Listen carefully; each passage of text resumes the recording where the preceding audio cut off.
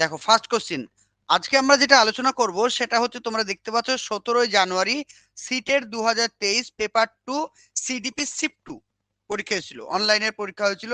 অনলাইনের প্রশ্নগুলো ইংরেজি বাংলা দুটোতেই আছে, মানে আমি বুঝিয়ে দেবো, যেগুলো ইংলিশে আছে আমি বুঝিয়ে দেবো। বলছে দেখো, বিকাশ সম্পর্কে নিচের কোন বিবৃতিটি সঠিক? বলছে বিকাশ হচ্ছে অভিন্ন। অভিন্ন মানে ইউনিফর্ম, মানে সবার ক্ষেত্রে বিকাশ একই রকমের, মানে সবার ক্ষেত্রে বিকাশ হচ্ছে সেম। বোঝা গেল? এটা বলতে চাইছে। নাম্বার বলছে বিকাশ সম্পূর্ণভাবে অপ্রত্যাশিত।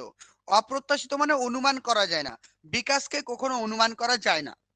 অপশন নাম্বার 3 বলছে বিকাশের স্বতন্ত্র পার্থক্য দেখা যায়, মানে বিকাশে ইন্ডিভিজুয়াল ডিফারেন্স দেখা যায়, মানে প্রত্যেকটা ব্যক্তির ডিফারেন্স ডিফারেন্স কিন্তু ডেভেলপমেন্ট হয়। অপশন নাম্বার 4 বলছে বিকাশ নির্দিষ্ট থেকে সাধারণ দিকে অগ্রসর হয়। তাহলে কি হবে? আনসার করে ফেলো চট জলদি। খুব ভালো প্রশ্ন, এই ধরনের প্রশ্নগুলো পরীক্ষা আসে কিন্তু। করে ফেলো তাড়াতাড়ি। একদম সবার সঠিক হয়েছে। অপশন নাম্বার কি হবে? সি, তাই তো? অপশন নাম্বার সি হচ্ছে কারেক্ট, যে বিকাশের ক্ষেত্রে আমরা ইন্ডিভিজুয়াল ডিফারেন্স দেখতে পাবো। অপশন নাম্বার 3 হচ্ছে কারেক্ট।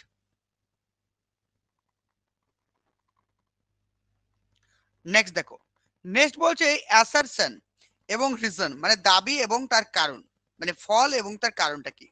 বলছে provision of mid day meal in school can ensure better nutritional health of the student. কি বলা হয়েছে দেখো, যে provision of mid day meal, এখন যে বিদ্যালয়ে যে মিড ডে মিল দেওয়া হচ্ছে স্কুলে, ক্যান ইনশিওর, যেটা কি করে নিশ্চিত করতে পারে।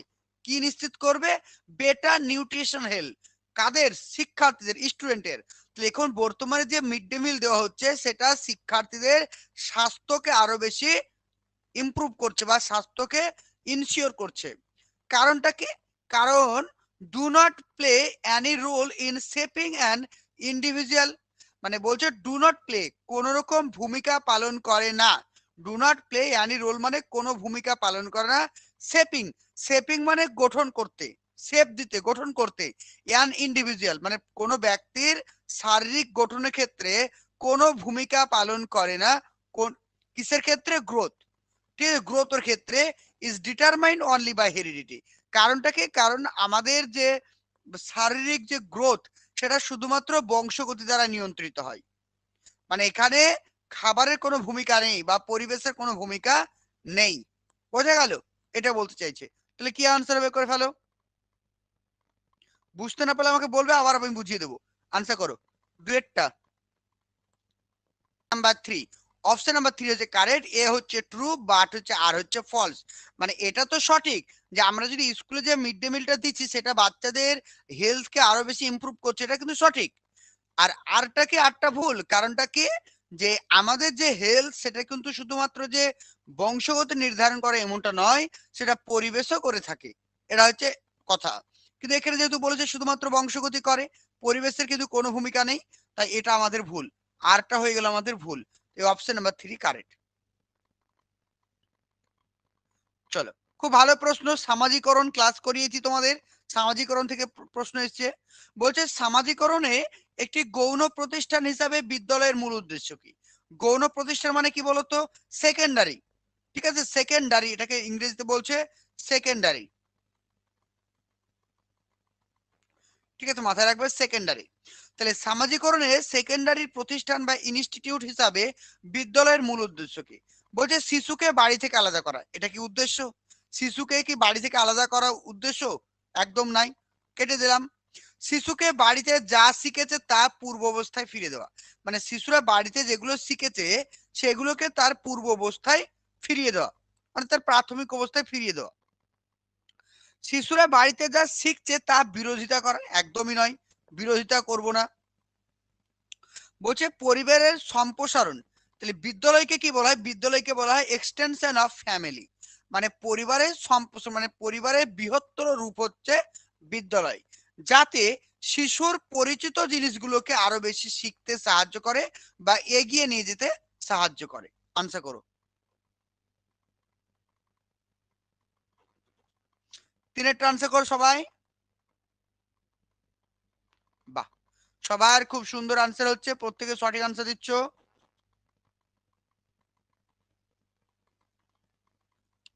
তাহলে 3-এরটা কি হবে? 3-এরটা 4 হবে আনসার। ঠিক আছে, 3-এরটা 4। চলো নেক্সট কোশ্চেন। নেক্সট বলছে পিঁয়াজের তথ্যে বলা হয় যখন একটি শিশু বিদ্যমান স্কিমার পরিপ্রেক্ষিতে নতুন বস্তু বা ঘটনা উপলব্ধি করে তাকে কি বলা হয়? মানে পূর্ব জ্ঞানের ওপর ভিত্তি করে যখন তারা নতুন জ্ঞান অর্জন করে তাকে কি বলা হয়? অ্যাসিমিলেশন, অর্গানাইজেশন, মেটাকগনিশন আর স্ক্যাফোল্ডিং। আনসার করো 4-এরটা। একদম সঠিক answer option number A. Option number A হচ্ছে কারেক্ট, সেটা হবে অ্যাসিমিলেশন বা আত্মীকরণ। চলো নেক্সট দেখো। নেক্সট বলছে despite their abilities to solve different kinds of problems hypothetically children still cannot think। বলছে despite their abilities, despite মানে কি বলো? না থাকা সত্ত্বেও, মানে থাকা সত্ত্বেও, despite কথাটা তো থাকা সত্ত্বেও, বলছে their abilities তাদের ক্ষমতা থাকা সত্ত্বেও, বাংলা মানেটা কি?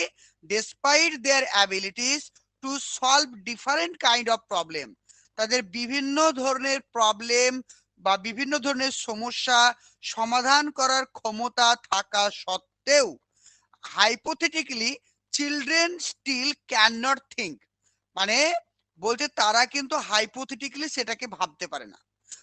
প্রশ্নটার মানে বলছে যে তাদের বিভিন্ন সমস্যা সমাধান করার ক্ষমতা থাকলেও তারা কিন্তু কোনো জিনিসকে হাইপোথেটিক্যালি ভাবতে পারে না। কোন স্তরে? সেন্সারি, কংক্রিট, প্রি অপারেশনাল আর ফর্মাল। আনসার করো। খুবই সহজ প্রশ্ন এবং খুবই ইম্পর্টেন্ট প্রশ্ন এটা।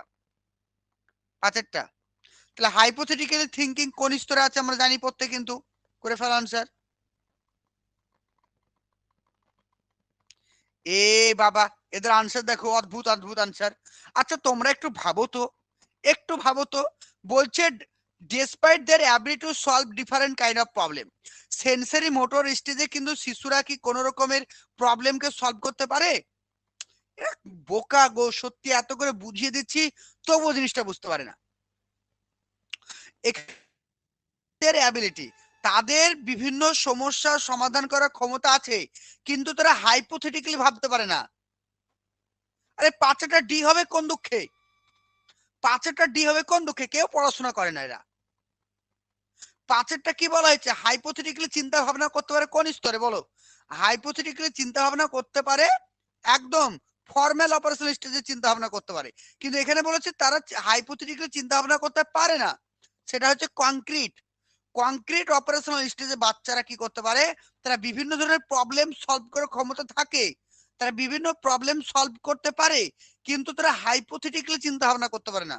তারা বিভিন্ন অযৌক্তিক, মানে যে বিমূর্ত ধারণাগুলোকে করতে পারে না। তারা মূর্ত ধারণা করতে পারে কিন্তু বিমূর্ত ধারণা কিছু করতে পারে না। কোন স্তরে? কংক্রিট অপারেশনাল স্টেজে। অপশন নাম্বার 2 হচ্ছে কারেক্ট। একটু প্রশ্নগুলো বুঝে করো, পরীক্ষার সময় কিন্তু বুঝে দেওয়ার কেউ থাকবে না ওই অল্প সময়ের মধ্যে, বুঝলে? রঞ্জন, ভুল হচ্ছে কেন বাবু?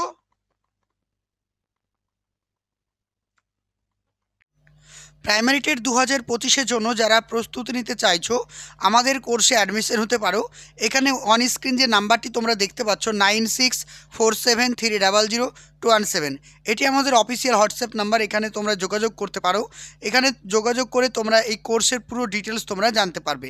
এখানে regular live class, recording class, daily mock test, PDF notes, previous year প্রশ্ন, সিটেট, এছাড়াও অন্যান্য আদার স্টেটের প্রশ্নও তোমাদেরকে সলভ করানো হবে। প্রত্যেকটা ক্লাস টপিক ওয়াইজ একদম থিওরি ক্লাস, সঙ্গে তোমরা এমসিকিউ ক্লিয়ারিফিকেশন সমস্ত কিছু তোমরা পেয়ে যাবে।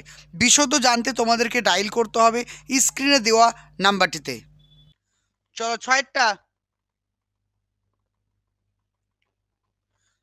দেখো কি বলছে। বলছে কোহেলবার্গের মতে নৈতিক বিকাশের প্রাক প্রথাগত স্তরের বৈশিষ্ট্য। বলছে কোহেলবার্গের কোনটি প্রি অপারেশনাল স্টেজের বৈশিষ্ট্য। বলছে কিভাবে সাংস্কৃতিক কারণ এবং লিঙ্গ নৈতিক বিকাশকে প্রভাবিত করে।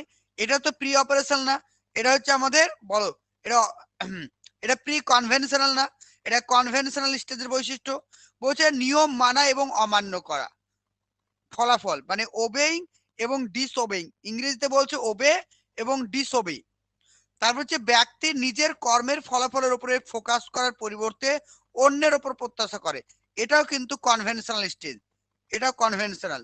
আর স্বনির্বাচিত নীতি বা সর্বজনীন, এই সর্বজনীন বা ইউনিভার্সাল, ইংরেজিতে বলছে ইউনিভার্সাল, ইউনিভার্সাল থাকা মানে হচ্ছে পোস্ট, পোস্ট কনভেনশনাল। ঠিক আছে, তাহলে কি হবে আনসার এখানে? একদম সঠিক আনসার অপশন নাম্বার বি হচ্ছে কারেক্ট, অর্থাৎ নিয়ম মানা এবং অমান্য করা। অর্থাৎ কি বলছে এখানে, যে ওবে এবং ডিসওবে, একটা কথা মাথায় রাখবে, ওবে এবং ওয়ার ডিসওবে, এই কথা মানে হচ্ছে তোমার প্রি অপারেশনাল স্টেজ, ওবে এবং ডিসওবে।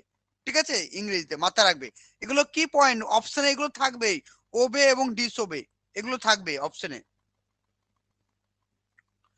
চলো 7 নম্বর কোশ্চিন, ভালো করে দেখো, 7 নম্বর কোশ্চিন পড়ো, আমি বুঝিয়ে দিচ্ছি। দেখো বলছে, a teacher believing in Vygotsky socio cultural theory, মানে যে ধরনের শিক্ষক, যে সমস্ত শিক্ষক ভাইগর্সকি সোশিও কালচারাল থিওরিতে বিশ্বাস করেন তাদের ক্ষেত্রে কোনটা সঠিক? ঠিক আছে, অর্থাৎ যে সমস্ত স্টুডেন্ট ভাইগর্সকির সোশিও কালচারাল থিওরিতে বিশ্বাস করেন তাদের ক্ষেত্রে কোনটা সঠিক? বলছে ডিসকারেজ করা। আমি আর পড়বই না, বারবার বলছি ইংরেজি দেখে পরীক্ষা আনসার করবে, দেখবি ইজিলি করতে পারবে। ডিসকারেজ করা মানে একটা নেগেটিভ শব্দ, তাই না? ডিসকারেজ মানে কি? ডিসকারেজ মানে ছেলে মেয়েকে নিরুৎসাহিত করা, কেটে দেবো, ভুল। বলছে provide appropriate scaffolding to student as and when required, যখন শিক্ষার্থীদের কোনো সাহায্য প্রয়োজন তখন আমরা তাকে সাহায্য করব, অবশ্যই, এটা তো ভাইগর্সকি বলেছেন। 3 নম্বর বলছে অফার রিওয়ার্ড এবং পানিশমেন্ট। দেখো রিওয়ার্ডস পুরস্কার এবং শাস্তির কথা কিন্তু কখনোই কিন্তু কোহেলবার্গ বলেনি, সরি ভাইগর্সকি বলেননি। ঠিক আছে, তো 4 নম্বর বলছে enable student to form A association between stimulus এবং রেসপন্স, এটাও কিন্তু স্টিমুলাস এবং রেসপন্সের কথা কে বলেছেন? থর্নডাইক বলেছেন, থর্নডাইক, এটা কিন্তু বলেননি। তাহলে এখানে কি হবে আনসার বলে ফেলো? সাতেরটা, সাতেরটা বি হবে কারেক্ট, বোঝা গেল? সাতেরটা বি। চলো 8 নম্বরটা, ইন ভাইগর্সকি থিওরি, ভাইগর্সকি থিওরিতে knowledge is co constructed by the child এবং অ্যাডাল্ট, মানে ভাইগর্সকি থিওরিতে বলা হয়েছে শিশুরা জ্ঞান অর্জন করে কিসের মাধ্যমে? অ্যাডাল্টের সঙ্গে। Dash the zone of proximal development, outside, within, outside মানে বাইরে, জোন অফ প্রক্সিমাল ডেভেলপমেন্টের বাইরে জ্ঞান অর্জন করে, জোন অফ প্রক্সিমাল ডেভেলপমেন্টের ভেতরে জ্ঞান অর্জন করে। বেন্থ, বেন্থ কথার অর্থ হচ্ছে নিচে, ঠিক আছে, নিচে, জন অফ প্রক্সিমাল ডেভেলপমেন্টের নিচে জ্ঞান অর্জন করে। আর অ্যাহেড মানে ওপরে, মানে জন অফ প্রক্সিমাল ডেভেলপমেন্টের ওপরে জ্ঞান অর্জন করে। তাহলে কি হবে অ্যান্সার? আমরা প্রত্যেকে জানি, ধরো এইটা, ঠিক আছে, এইটা, এইটা হচ্ছে ধরো শিশুর জ্ঞান, শিশুর জ্ঞান, এই অংশটাকে আমরা কি বলবো? এটাকে বলবো কি? দেখো এটাকে হচ্ছে কি অ্যাকচুয়াল ডেভেলপমেন্ট, এটাকে বলতো এ,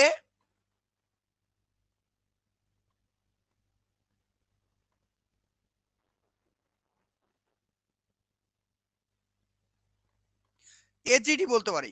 এজিডি মানে হচ্ছে কি অ্যাকচুয়াল নলেজ ডেভেলপমেন্ট, যেখানে শিশুরা নিজেদের জ্ঞান নিজেরাই তৈরি করতে পারছে, এই অঞ্চলটাকে বলছে কি অ্যাকচুয়াল নলেজ শিশুদের। আর এই অঞ্চলটাকে কি বলছে? জেপিডি। তাহলে শিশুরা মানে বড়দের সঙ্গে বা অ্যাডাল্টের সঙ্গে জ্ঞান অর্জন করে জোন অফ প্রক্সিমাল ডেভেলপমেন্টের মধ্যে, না ভেতরে, না বাইরে, না নিচে? কি হবে অ্যান্সার? বুঝিয়ে দিলাম, এবার তো ভুল করবে না কিন্তু, বলো, বলো এবার। একদম সঠিক আনসার অপশন নাম্বার 2, উইদিন মানে মধ্যে। ঠিক আছে, তাহলে এর মধ্যেই কিন্তু তারা মানে বড়দের সঙ্গে জ্ঞান অর্জন করছে, যেটা হচ্ছে এম কে ও। ঠিক আছে, এম কো চলে আসছে, এম কে ও। নয়টা, নয়টা বলছে নিচের কোনটি প্রগতিশীল ও শিশুকেন্দ্রিক শিক্ষার অন্তর্ভুক্ত নয়? নিচের কোনটি প্রগতিশীল ও শিশুকেন্দ্রিক শিক্ষার অন্তর্ভুক্ত নয়? বলছে ডিজিটাল প্রযুক্তি এবং শিক্ষণ, শিক্ষণ শেখানো উপকরণের ব্যবহার। 2 নম্বর বলছে ক্রিয়াকলাপ, অভিজ্ঞতা এবং কৌতুকপূর্ণ অনুসন্ধানী পদ্ধতি থেকে শেখার ওপর জোর দেওয়া। শুধুমাত্র কাঠামোবদ্ধ পাঠ্যক্রম সহ কোর্স সমাপ্তির উপরে জোর দেওয়া। 4 নম্বর বলছে গণতান্ত্রিক এবং স্বাধীন মতামতের সাথে ছাত্রদের সক্রিয় অংশগ্রহণ। চেষ্টা করো। বলছে নিচের কোনটি প্রগতিশীল এবং শিশুকেন্দ্রিক শিক্ষার বৈশিষ্ট্য নয়? খুব ভালো প্রশ্ন। 9টা।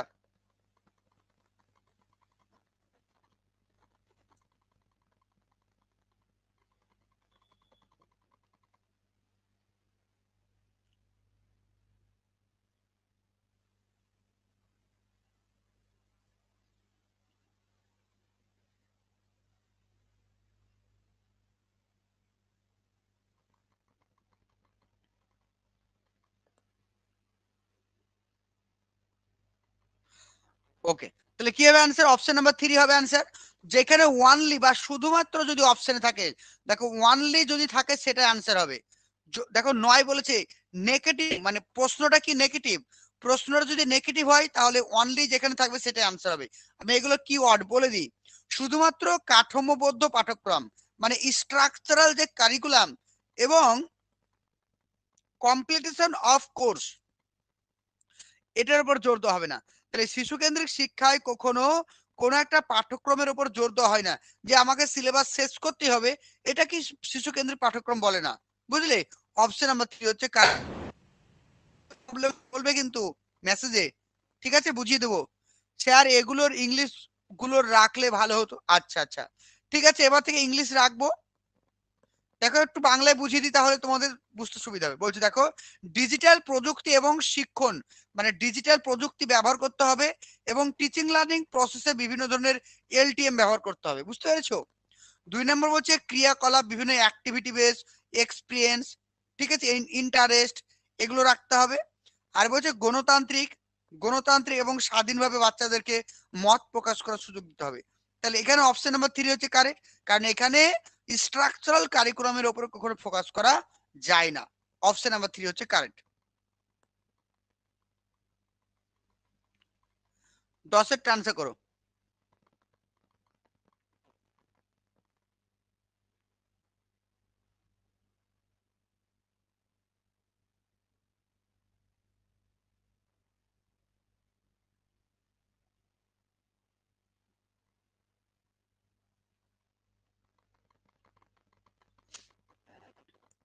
দশেটা বলছে measurement of intelligence by calculating intelligence কোয়াইটিয়েন্ট।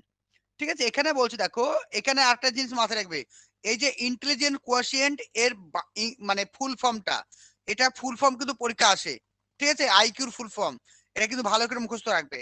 তাহলে আইকিউ মানে বাচ্চাদের যে আইকিউ আমরা পরিমাপ করি কিসের মাধ্যমে? একটা স্ট্যান্ডার্ডাইজ টেস্টের মাধ্যমে। সেই ক্ষেত্রে একটা প্রবলেম আছে, মানে স্ট্যান্ডার্ডাইজ টেস্টের মাধ্যমে যদি আমরা আইকিউ পরিমাপ করি সেক্ষেত্রে একটা সমস্যা আছে। কারণটা কি, কি ধরনের সমস্যা?